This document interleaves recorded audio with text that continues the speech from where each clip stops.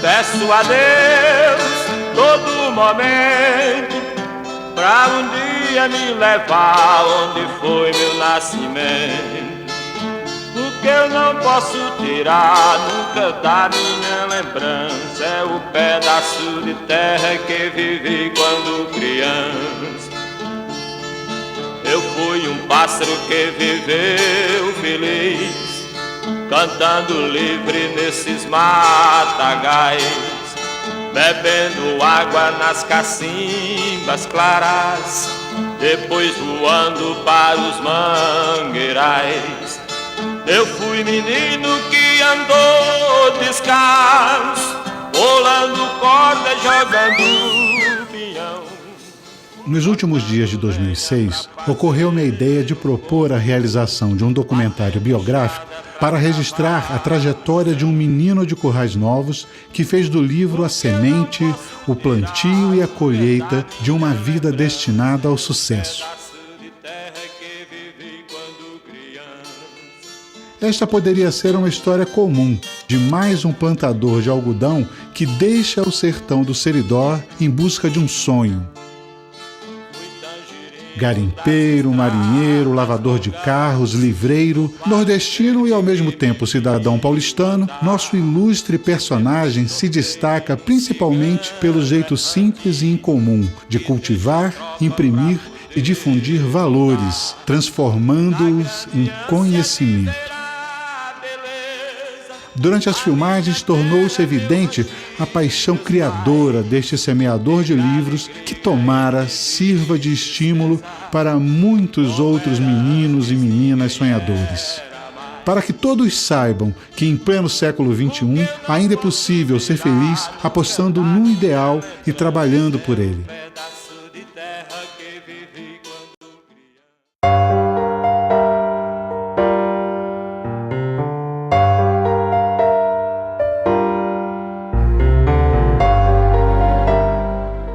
Aqui nesse estacionamento das Durbas do Nascimento foi aonde eu comecei minha vida aqui em São Paulo, em janeiro ou fevereiro de 1965. Aqui eu trabalhei inicialmente como lavador de carro, porque não sabia dirigir, morava também nesse estacionamento, numa casa que tinha de madeira, cozinhava, lavava minha roupa, enfim. Foi aqui onde eu comecei minha vida. Meu dia a dia no estacionamento era isso. Eu recebia os carros, dava um recibo do carro e depois eu lavava os carros. Depois que eu aprendi a dirigir, aí comecei também a ser manobrista. Aí melhorou inclusive o meu salário. Há uns 40 anos, aqui o Vale do Anhangabaú, normalmente quando chovia, tudo isso aqui alagava. E normalmente eu estava aqui pelo estacionamento e empurrar os cabos que estavam alagados. Normalmente eu ganhava um dinheirinho também com isso. Nós tínhamos um acréscimo na construção deste prédio sede da PUC, indo para a chamada ala nova do prédio velho. E ali no térreo, Cortês fez uma banca de livros. E sempre uma característica, além daquela simpatia nordestina, do seu sorriso, havia uma intenção de facilitar a aquisição dos livros para os estudantes. Então, Cortês mostra essa dimensão. Chegar numa cidade como São Paulo, que é uma cidade muito grande, muito complexa, muito diversificada, e ter um espaço de diálogo, uma sensibilidade de encontrar entre os professores, entre os alunos da universidade, companheiros que tinham sonhos parecidos.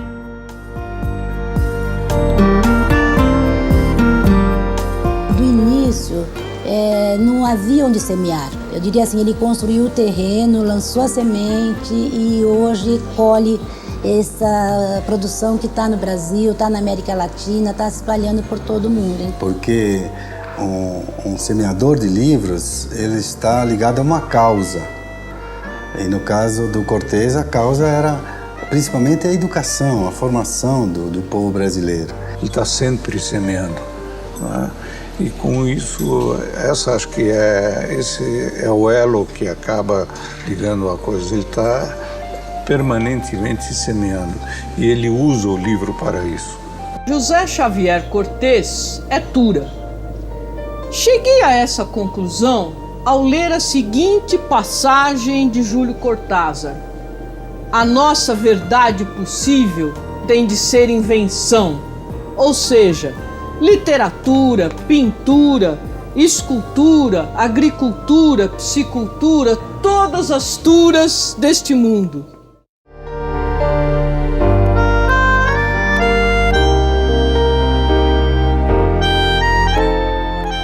Foi um espaço de liberdade e de resistência. Por isso que na década de 70 ela foi invadida pela polícia militar.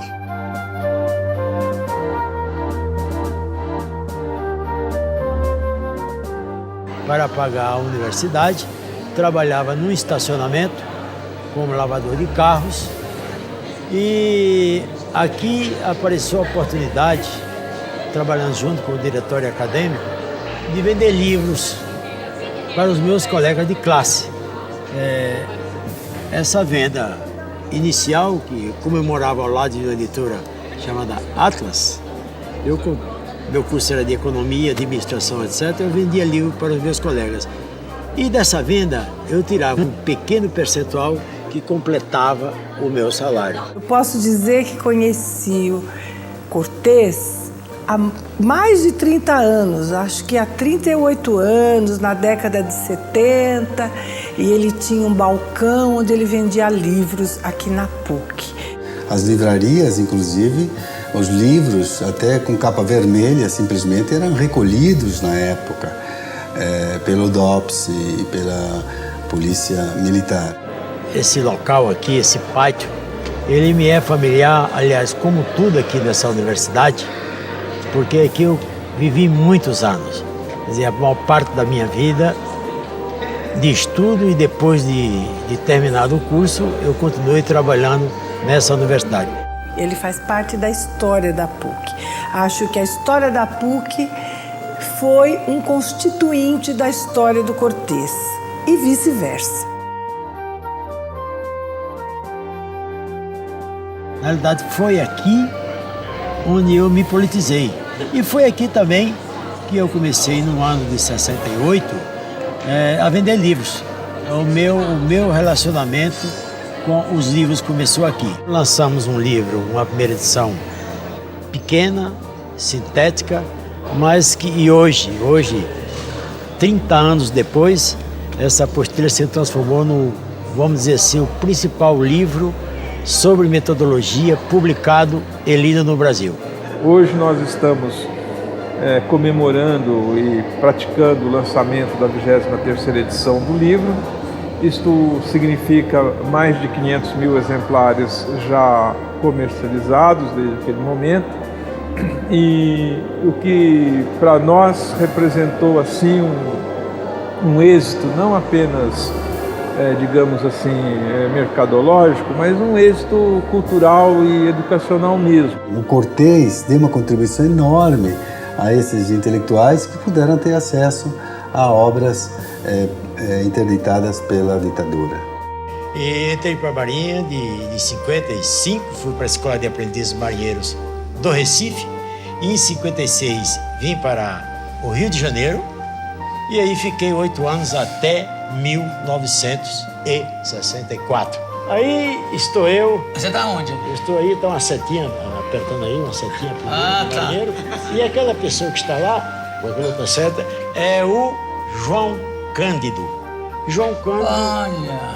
Vocês devem saber, a história do Brasil registra, o famoso almirante negro que fez com que a chibata na Marinha fosse extinta em 1910.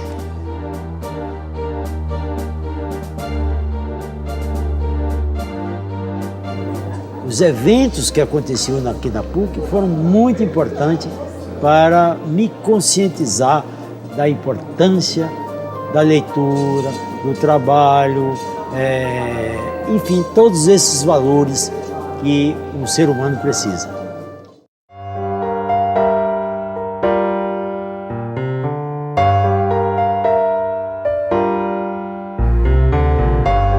Nessa época eu era sócio com um colega de classe chamado Orosimo José de Moraes, que era professor dessa mesma universidade, e chamava-se Cortês de Moraes. Depois de um certo tempo, no ano de 79, por uma questão de desentendimento, nos separamos e eu comecei a Cortês sozinho em janeiro de 1980.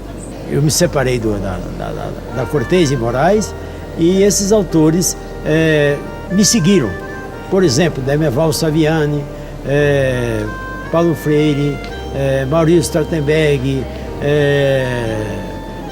Moacir Gadotti, Evaldo Vieira e muitos outros. Eu acho que a parte mais difícil que houve foi justamente a separação do antigo sócio, né, que abalou muita gente, a gente passou por sérios problemas, inclusive financeiros, né? Foi uma questão assim, muito apertada, com filhos pequenos e coisa. Então, foi difícil nesse ponto. Porque ele quis ser fiel àquele grupo de intelectuais que o estavam apoiando e levando para a frente uma causa.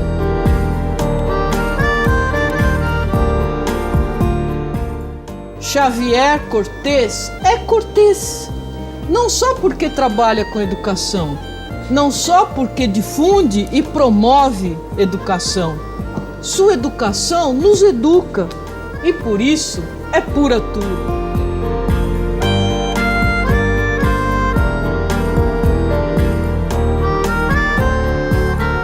O assalto aconteceu em 2005, no início da noite, 7 horas da noite. Entrou 3 assaltantes lá na editora, na livraria. Juntou 6 pessoas que restavam e fizeram o assalto. Eu não estava no momento do local. Cheguei uns 10, 15 minutos depois, sem saber de nada, e minha surpresa foi abrir a porta e a secretária, a telefonista, disse: olha, isso aqui é um assalto, cuidado. Entrou uns 2 ou 3 cá pra cima e porque queria a Mara para entregar a chave para eles do cofre. Veio um grupo de bandidos para cá, trancou o Cortês e começaram a... Tem dinheiro, não tem dinheiro? Que ele ficou calmo durante todo o período, tentando conversar com os assaltantes. Mas ele descobriu que um dos assaltantes tinha filho e era alfabetizado. Aí o seu Cortês ficou assim, intituiu ele com um livro. Aí ele falou: então me deixa colocar uma sacola de livros infantis para você levar para os seus filhos, para quem sabe teus filhos terem uma vida diferente da que você teve. Vocês sabem como é que terminou o sequestro, ou quase sequestro?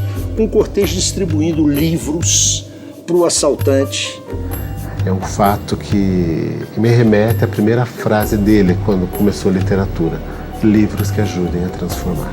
E a maior felicidade do Cortês foi essa, não foi ter saído ileso ou que ninguém se feriu no assalto, foi que o rapaz levou os livros para os filhos, né? Esse é o Cortês.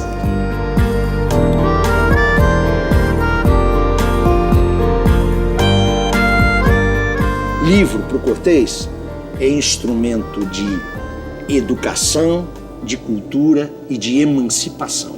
Acho que isso caracteriza a figura do Cortês. O livro para ele é meio de libertação. O Cortês começou a editar, foi ele que começou a editar as obras de peso aqui no campo da educação no nosso país, não é? No final dos anos 1970, início dos anos 1980, eu viajava muito para o Rio Grande do Norte, para o Ceará, para Pernambuco. E quantas vezes tive o prazer de ser por ele brindado com alguns livros novos que tinham saído E o meu contraponto, a contrapartida a isso, era uma coisa agradável, que era pegar o material dele, folheto, levar para lá, fazer a divulgação dos trabalhos no Nordeste daquilo que ele tinha feito. Como, por exemplo, ele nos convida a pensar questões da brasilidade, disso que é o homem brasileiro. E seguramente as pessoas que se referem a ele retomam aspectos do nordestino que passou, viveu a sua diáspora, que fez o seu processo de retirante. Fazer do livro, das ideias dele contidas, uma forma de elevar a condição humana à vida coletiva. Há um momento especial da relação entre Paulo Freire e o Cortés que me emocionou muito, foi no dia em que Paulo Freire, no Tucarena, lançando o livro Paulo Freire, uma biografia, faz uma homenagem ao nosso amigo Cortés. Nos anos 60, ele tinha uma grande curiosidade também pelos livros, um amor pelos livros, e por isso ele podia transmitir a nós e conversar conosco. Virou quase que uma pessoa íntima, no meu caso, uma pessoa que o acompanha desde lá dos anos 60 até agora. Outro dia mesmo brincávamos sobre isso.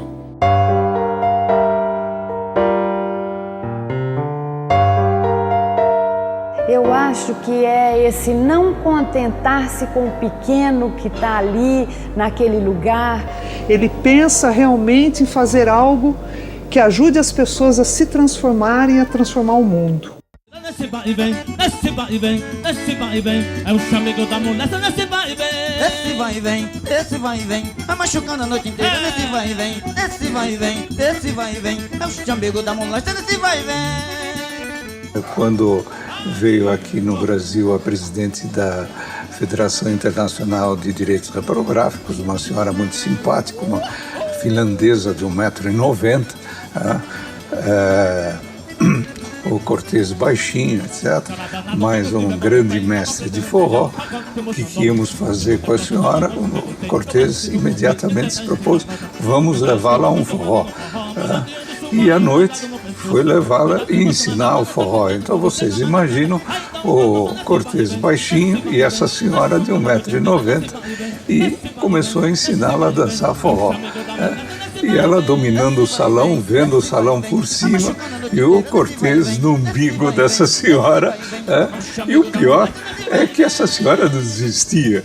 E o Cortés, pela causa, ficou lá aguentando firme. Foi a primeira vez que eu vi o Cortés pedir água dançando forró. Mas ele, pela causa, efetivamente aguentou a noite toda e a senhora saiu extremamente feliz. Bom, a preparação do forró começa justamente com o corte da barba e depois com o cabelo também bem cortado, bem aparado, para a noite poder sair para dançar. Eita coisa boa! Nossa!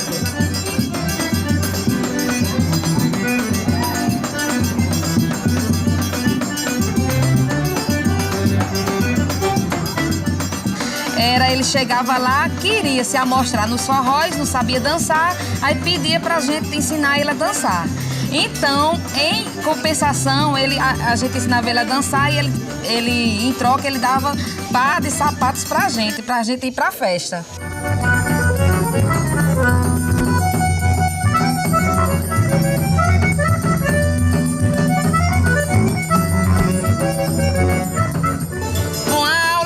A gente botava um som na radiola, que antigamente era uma radiola, e então a gente chamava ele e começava os passos, a ensinar os passos.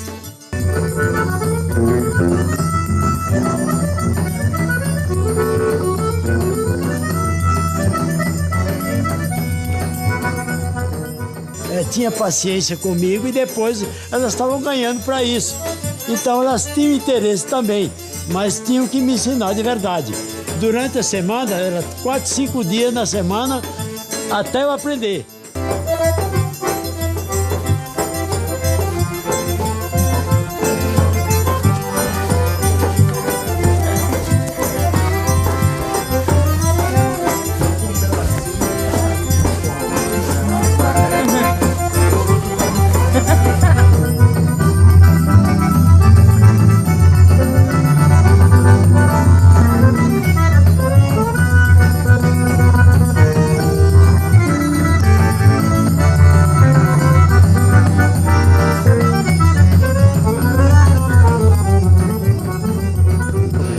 Cortês é um grande dançarino de forró. E nós nos devemos uma parte de uma dança. Nós já marcamos, já agendamos e sempre acontece alguma coisa que impeça de 2 nordestinos dançarem forró em São Paulo.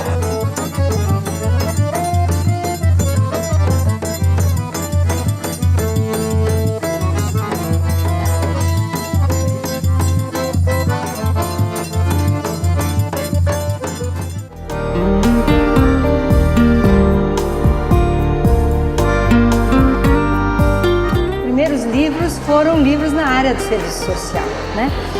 Depois houve uma expansão por outras áreas, mas essa área foi a área pela qual ele se apaixonou inicialmente e participou dos nossos encontros, das nossas lutas. Os professores, naquela época, eles tinham muita dificuldade em dar bibliografia para seus alunos, principalmente os professores de pós-graduação, porque os bons textos normalmente eram censurados e esses originais se transformaram em livros. Então foi por aí que começou uma vasta produção bibliográfica publicada aqui mesmo no Brasil. Na nossa produção, ele começou a produzir em livros nossas teses e com isso nós acabamos então tendo uma linha editorial própria dentro da editora.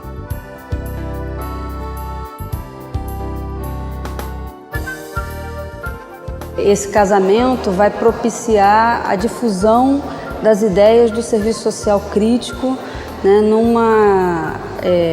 a editora Cortês, né, em sintonia com os principais núcleos efervescentes do pensamento crítico do serviço social brasileiro, vão fomentar, né, vão semear os livros, né,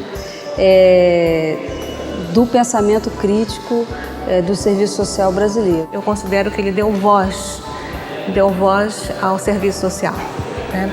Constituindo justamente esse canal de comunicação. Ele é um cavaleiro andante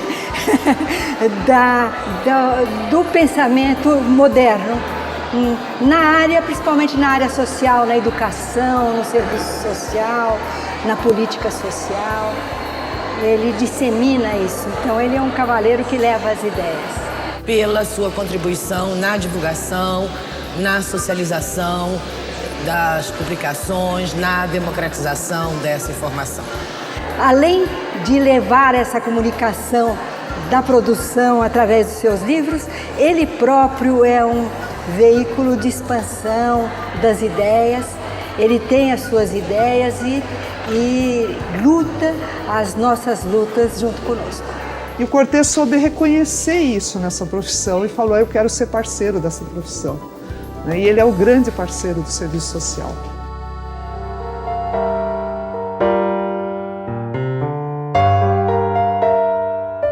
Esse menino que veio de Currais Novos, do interior do Rio Grande do Norte. Um menino que sai, mas nunca sai de verdade.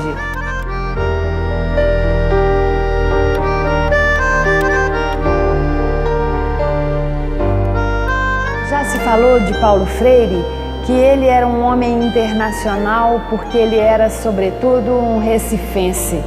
Eu acho que isso pode se aplicar ao Cortês também, né? É o sujeito que é internacional mesmo, brasileiro por excelência, paulistano, porque ele já recebeu o título de paulistano, exatamente porque ele sai de lá, mas não desenraiza. Ele cria raízes ali para poder falar melhor para o Brasil, para o mundo, etc., a partir desse lugar onde ele está, dessa insatisfação de não querer ficar só ali.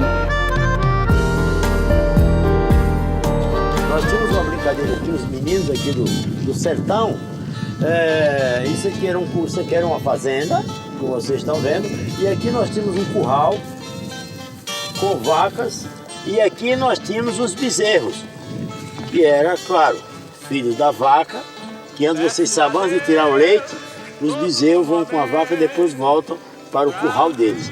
E aqui nós tínhamos outras outros reses ou bois e vaca pastando no pasto. Eu brincava com isso, que meus irmãos e outros primos aqui da redondeza, nós brincávamos com isso. Diga assim, eu fui um pássaro que viveu feliz. Foi aqui onde eu trabalhei de garimpeiro, quando não tinha roçado para limpar mato, então as pessoas se ocupavam de alguma coisa. Uma das coisas era minério. Mas para as pessoas que não tinha nada, vamos dizer assim, dava para tirar a feira, tirar o dinheiro da feira, para comprar as coisas que faltavam. Cortando lenha para fazer o fogo, batendo enxada pra cavar o chão. O que eu não posso tirar nunca da minha lembrança é o pedaço de terra que vive. Essa brincadeira do sabugo, isso aqui era um galo. Isso aqui era um galo. Como é que é? Um galo. Galo de raça. O sabugo. Nós ia brincar. Se juntávamos, era nós dois, não era muitos meninos. A rua de sabugo muito grande. Aí nós começávamos a brincar assim, ó. Quem primeiro quebrava o... Bora. Aí você canta. Era o galo que ganhava. Quebrei o galo dele, quebrei o galo dele. Vinha outro, não sabe mais. Aí vinha outro mais forte. Mas tu não vai quebrar não, viu? Mas, por exemplo, de manhã cedo, nós costumávamos, meu pai costumava tirar o leite das vacas e nós tínhamos que colocar os bezerros para mamar e depois apartar para poder tirar o leite, né? Certo? E muito cedo, os bezerros era muito forte, muito... Né? Quando você abria como é que chama? A porteira, mas não era... Abria um pau da porteira, entrava às vezes 2 bezerros, você não conseguia parar os bezerros. Meu pai, então, ficava aborrecido com aquilo e dava uma chicotada na gente. Então você pegava um chapéu desse aqui, o que acontecia comigo? Muitas vezes eu ia na casa de um tio aqui, de uma tia, enfim, eu saía dirigindo o meu automóvel, né? Eu passava a primeira, passava a segunda, passava a terceira, e eu mesmo roncava.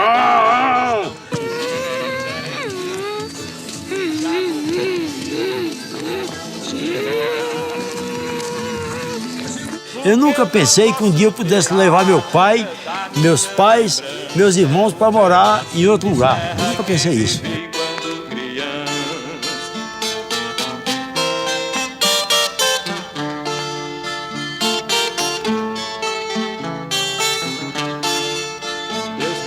Eu tinha uma namorada, que eu não sei. E essa namorada foi você. Não é? Não sei se eu tive outra, não me lembro não. Mas eu só sei que você foi minha namorada, né? Você era minha prima, nossas casas eram perto, sua mãe era irmã do meu pai. Enfim, nós éramos uma família enorme, não era? Naquela redondeza. E a Carmelita também tinha mais ou menos a minha idade, como outras primas e outros primos, que nós convivíamos juntos ali no sertão.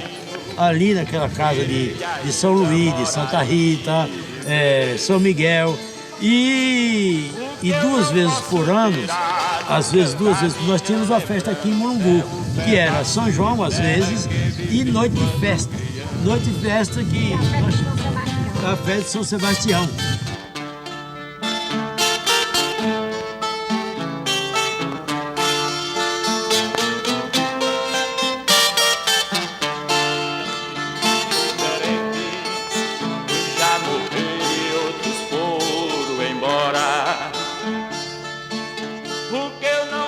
Foi onde eu passei a maioria da minha infância, da minha vida de criança.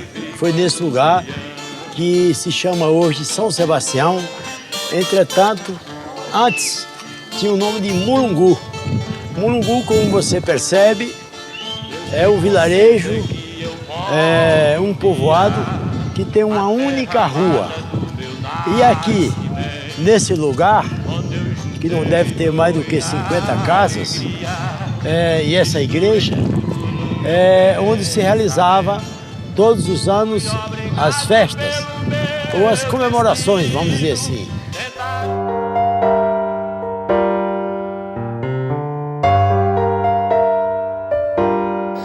conheço o senhor Cortês já faz 10 anos. E o conhecimento, a maneira pela qual nós nos aproximamos foi inteiramente profissional. Então ele chegou aqui, nós fizemos alguns exames para ele, constatamos que ele tinha um câncer de próstata. E naquela época, então, há 10 anos atrás, ele, um homem jovem, forte, vigoroso, com uma história de vida já feita, já um editor de nome muito conhecido. Então, eu indiquei uma cirurgia para ele e ele submeteu-se a essa cirurgia. Então, nós fizemos uma cirurgia grande, uma cirurgia onde você retira a próstata, as vesículas seminais, que na realidade ele tinha um câncer de próstata. E ele recuperou-se muito bem da cirurgia, mas ele recuperou-se emocionalmente de uma forma surpreendente, porque eu nunca vi, apesar do diagnóstico, nunca vi o Cortês desanimado, nunca vi o Cortês triste, sempre observei o Cortês aguardando boas notícias. Dentro desses 10 meses, esse câncer surgiu e evoluiu. Sempre ele lidou de uma forma totalmente tranquila. Isso é uma coisinha pequena para ele também, sabe? Um câncer é uma coisinha pequena. Impressionante. Eu tenho a impressão que o seguinte, o Cortês ele tem uma força própria, né? Ele tem algo que o movimenta ele espontaneamente. Nada é capaz de tirar o Cortês das coisas que ele gosta, nada é capaz de tirar o Cortês do trabalho dele, nada é capaz de retirar o foco do Cortês do empreendimento que ele está fazendo. Ele está sempre atento, ele está sempre olhando para frente, ele não olha para trás, ele olha para frente. As coisas que acontecem ele aceita. E aceita como todo bom nordestino aceita a seca, como você aceita a chuva, como você aceita as intempéries. Então, esse é o Cortês que eu delineio para mim. Então, é esse tipo de homem, esse homem que você fala para ele francamente, ele sabe exatamente o que está acontecendo, nunca foi escondido nada para ele. E cada vez que se propõe algo agressivo, ele aceita, mas aceita, não é que ele baixa a cabeça para aceitar, ele aceita aquilo racionalmente. Sempre ele foi uma pessoa que soube ouvir, né? Teve humildade de ensinar, humildade de escutar, de aprender, de dialogar. Ele é uma pessoa positiva. Eu acho que essa poderíamos chamar de uma característica marcante dele.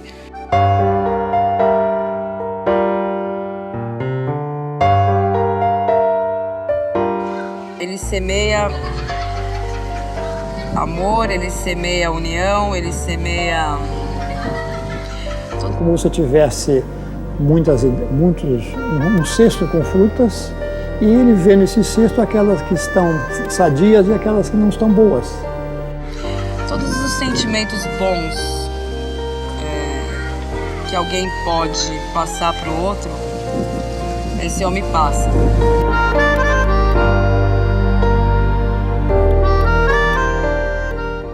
Nós nos conhecemos em fevereiro de 68. Eu já estava de olho. Eu queria. Olhei para ele assim, eu achei que era a pessoa ideal para mim. Foi à vista, como diz. Paixão à primeira vista, amor à primeira vista. Nós somos uma família muito unida. A gente se ama demais. Se cuida, um ajuda o outro. Elas gostam muito da gente. Ele tem um objetivo, ele vai atrás daquele objetivo e ele não fica entende? Certamente sem a Potíria também não seria o que sou. Ela teve e tem toda a importância na minha vida. A Potíria me ajudou muito. Nós tivemos época, não sei, depois que casamos, 4, 5 anos depois, ou antes mesmo, de sairmos para vender livro fora.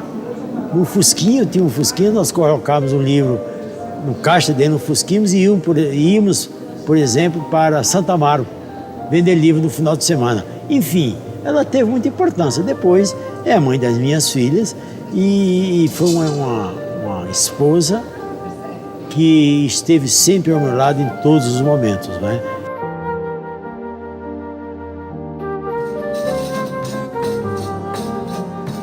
Então, no domingo aqui, rolava uma festa, né? E à tarde, né? Geralmente, à tarde, o forró aí na sala, né? E numa certa altura do forró, ele mandava o sanfoneiro parar, que era o nosso primo, né? o José Newton, né? Mandava parar o sanfoneiro parar, ele subia no tamborete, né? Que era baixinho, né? E tinha muito grandalhão lá, ele subia lá e fazia o discurso, né? Vou fazer um discurso aqui para todo mundo e o que ele falava era basicamente a família, né? A união da família. A primeira vez que ele chegou da Marinha, ele vinha e eu estava com meu irmão brincando aqui, mas Dedezinho. E eu vi aquele soldado vir caminhando e eu me assustei. E eu corri para dentro do mato para meu irmão, porque era um soldado e a gente tinha medo de soldado naquela época. Essa casa ela tem uma história muito importante na minha vida, porque era aqui, nas minhas férias, ou dos finais de semana prolongado, que meus pais, a minha mãe particularmente, me trazia aqui, eu e meus irmãos,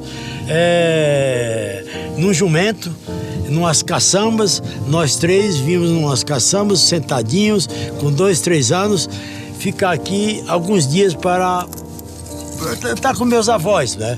Pode sair do nada e chegar aonde você quiser.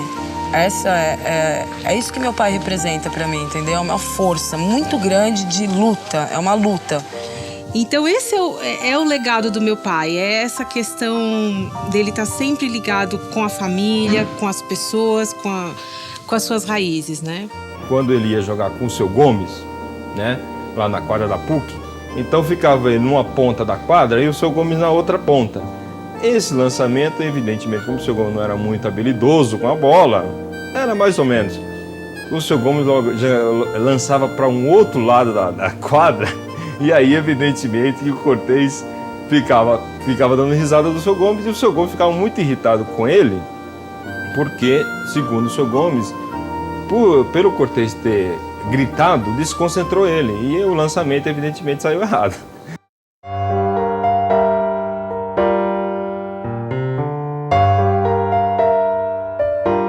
Meu sonho de criança, de menino, 6, 7, 8, 10 anos, eu acho que mais ou menos isso, quando eu vivia lá no sítio, tinha 3 sonhos principais. O primeiro deles era ser motorista de caminhão, que andava pelo mundo, que andava pelo estado, que andava naquelas estradas, que conhecia Boas Novas, conhecia Natal e outras cidades que eu ouvia falar. O segundo desejo foi ser sanfoneiro, em virtude das festas, dos bailes que tinham lá no Seridó, principalmente em casamentos, ou na noite de São João, noite de São Pedro, ou na festa de Natal de fim de ano. E normalmente essas festas eram animadas por um sanfoneiro.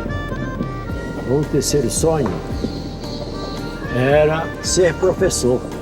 Era ser professor na minha casa. Meu pai sempre teve essa preocupação, desde nós pequenos, apesar de irmos estudar a 3, 4, 5 quilômetros a pé. Meu pai sempre quis nos educar. E a partir daí, depois de um certo tempo, eu também gostaria de ter sido. Pensei um dia ser professor. Ser motorista de caminhão, eu não fui, apesar de ter dirigido caminhão uma vez aqui em São Paulo, mas dirijo o meu próprio automóvel. Ser sanfoneiro, eu não sou. Apesar de ter uma sanfona, nunca aprendi a tocar, mas danço todas as semanas com o sanfoneiro tocando para mim, vai. Para mim e para todos, vai, vamos dizer assim. Mas eu danço toda semana e a sanfona, para mim, é um dos instrumentos que eu mais aprecio. E o terceiro, não fui professor, entretanto, publico livros para professores. Então, na verdade, eu realizei meu sonho dessa forma.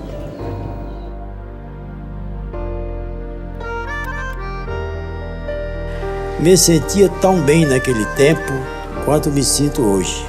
Naquela época, trabalhava no roçado, arando a terra que produzia alimentos, que matavam a nossa fome e nutriam o nosso corpo. Hoje, Produzo livros que alimentam nossa mente, nossa alma, que nos fazem crescer em todos os aspectos.